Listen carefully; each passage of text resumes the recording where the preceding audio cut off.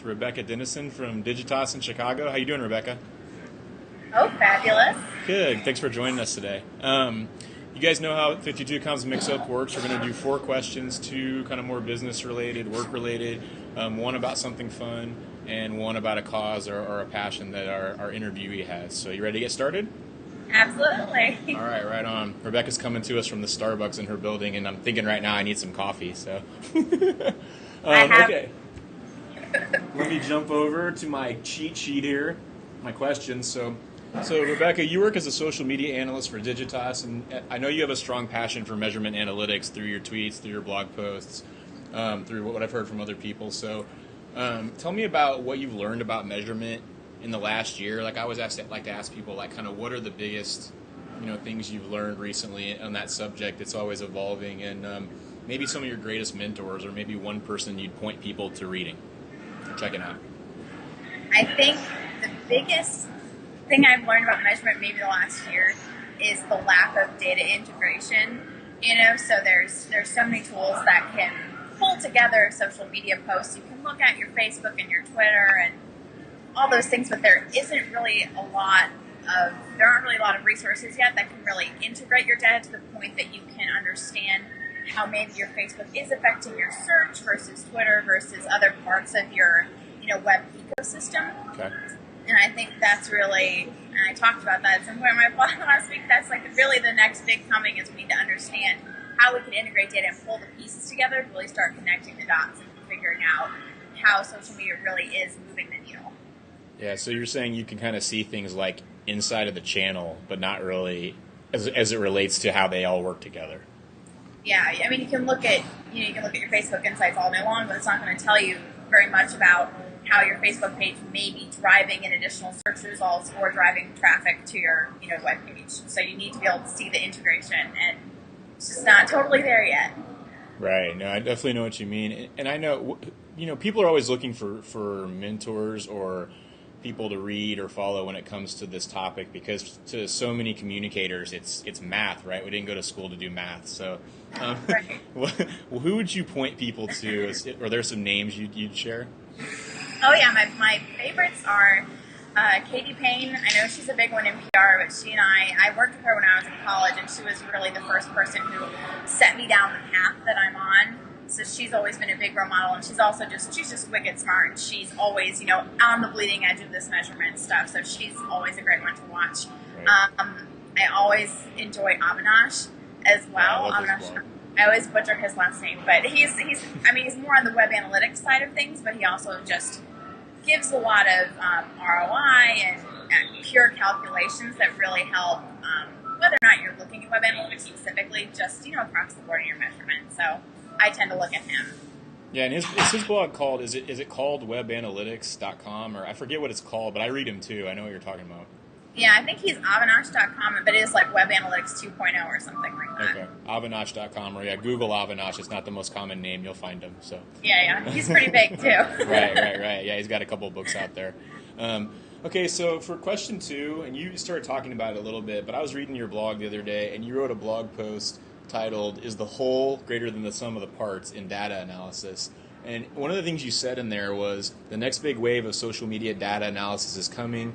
It would seem the next step is to move away from brand-focused search to customer-centric data aggregation.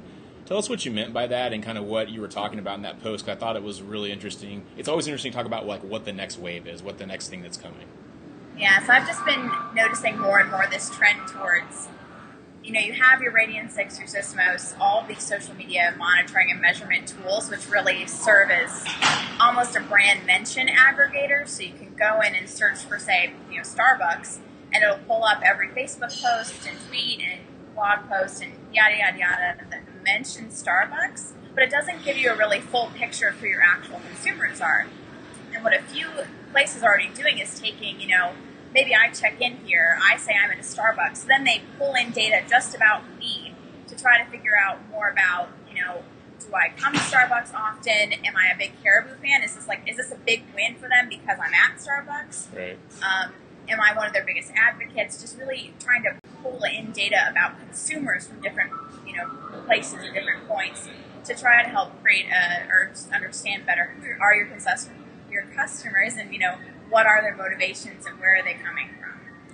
Yeah, so maybe I'm going to cheat here and ask you another question. But to me, I think Sure. what a lot of times, I don't know if this is the road you were going down there, but it seems like we're really quick to measure results, but we don't always do what we could do on the research side. The beforehand research side. Do you find that too, or do you think that research maybe isn't valued as much as it should be? Yeah, I definitely think research is kind of pushed to the wayside. I mean, it can be expensive and it can be time-consuming. Right.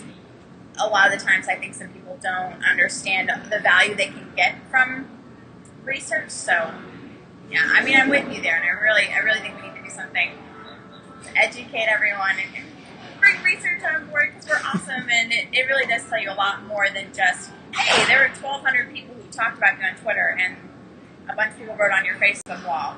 That's great, but you aren't going to get the same kinds of insights. Right, and you're not going to answer the why, right, necessarily. The why or the how. Right. Gotcha. No, I think that's right. That's really interesting. I always like to pick people's brains about the research because it's one of my things too. I think we don't use it enough, and it can be a big budget item, but there's so much you can gain from it. Absolutely. Okay, question 3. One of the reasons that I first started following you on Twitter, before I knew you were into measurement, was because we went to North Carolina, and you're a North Carolina basketball fan, and I wanted to go to North Carolina since I was 6. I didn't end up going there, but I've always been a huge North Carolina basketball fan. And then I also, though, I noticed on your blog that you say you were a biochemist at one point. So, is that right? I was a biochemistry, I got my biochemistry degree from UNC, so I double majored. I started as biochem and ended up ending with PR journalism, so. Okay, so that was my first question is how does somebody end up doing measurement analytics when they started doing biochemistry? Well, I mean, I was a big science nerd in high school and loved it and just assumed that, that was what I wanted to do with my life. And I got through a lot of my labs and a lot of, the more physics-related classes and things like that, and just realized that I'm not a lab personality. I'm not the kind of person who can, make that into a career. And I also was finding a lot of my fellow biochemistry majors had already discovered, one protein or one anabolic processor or one thing that they were so passionate about that they wanted to study it for the rest of their lives. And everything was interesting to me, but there was no one thing that I was so overwhelmingly passionate about. So I decided I'd keep with the biochemistry, but kind of career that I would like. And I ended up in journalism because, I figured I could write, and I love to tell stories of the media. So I just figured it would be a good, start for me. And I took a few classes.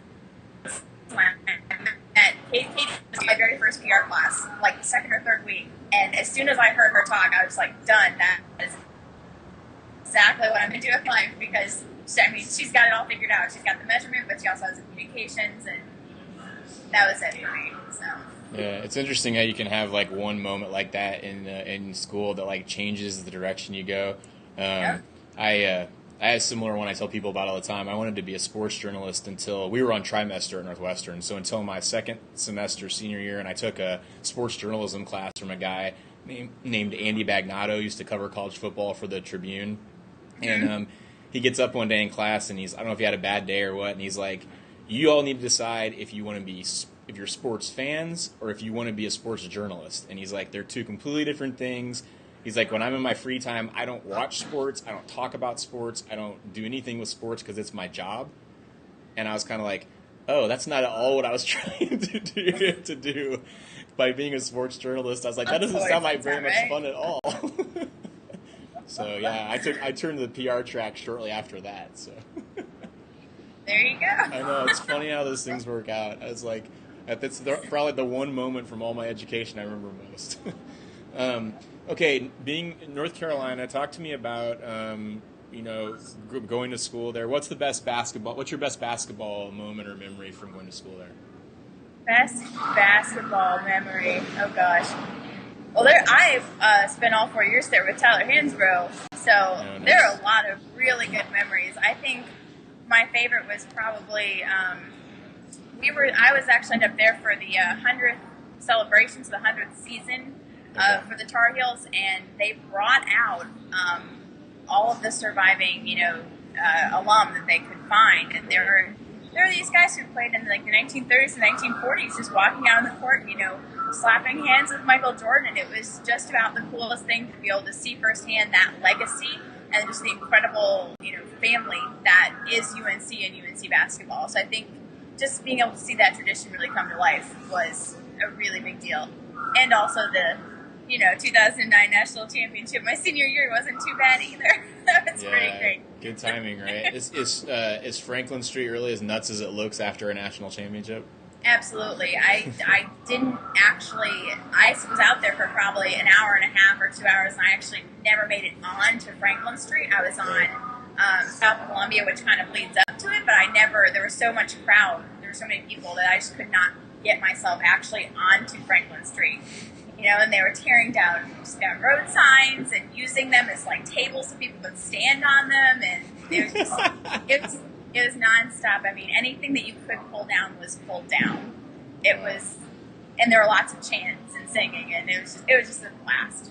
Yeah, that's amazing. Unfortunately, we've yet to experience something like that for Northwestern sports teams. I hope you will get there because it's awesome. We are the only Division I big conference basketball team to never make the NCAA tournament. So if we even made the tournament one year, we would be going nuts. We'd be doing that in Chicago.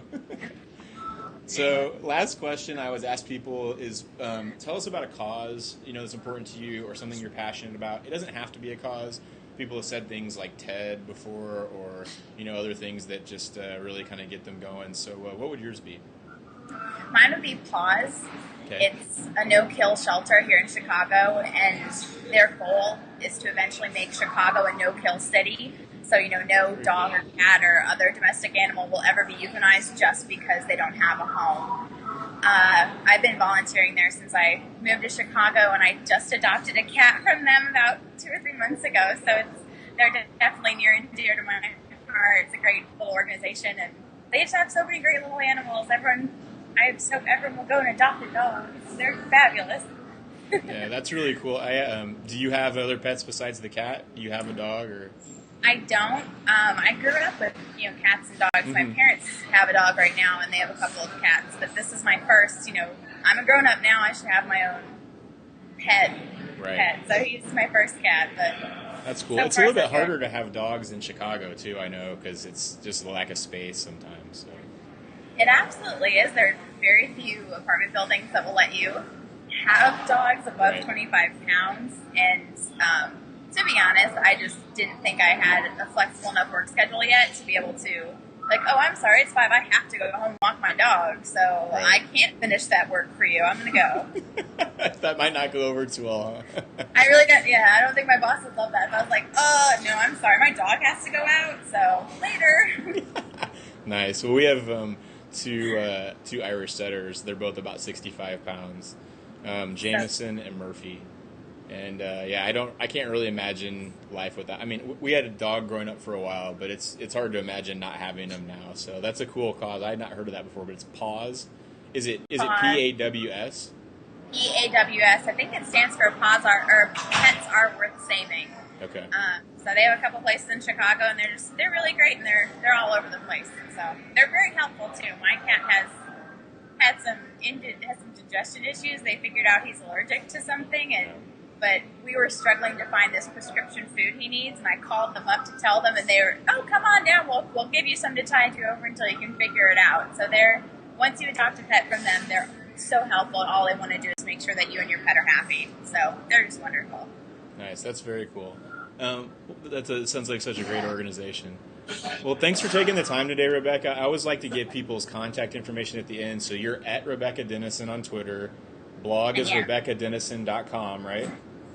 It's RebeccaADenison.com. There you go, RebeccaADenison.com. Okay, and then what about, and it's Digitas.com? Mm-hmm. Digitas. Okay, cool. Yep. Anything else we should know about Chicago today besides that it's really great weather and you should be inside as little as possible?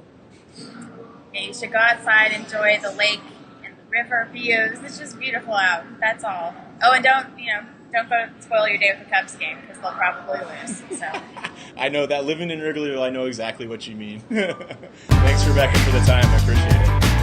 thank you.